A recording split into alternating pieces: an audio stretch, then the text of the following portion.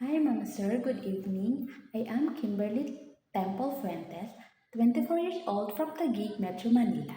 I am happily married and have a one kid. I am a vocational graduate also. I have one sister and one brother, and I'm the eldest of the family. I have a 2 years and 4 months experience here in Philippines as a helper, caregiver, and care of child also.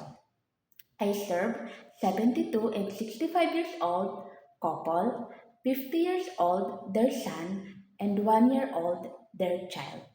I serve here for 2 years and 4 months. I care a baby for 1 year old up to 3 years old.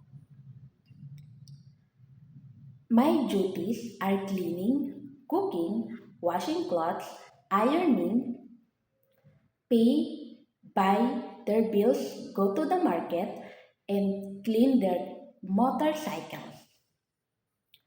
I hope, Mom Sir, you like me because I am trustworthy, flexible, willing to learn woman, and hardworking.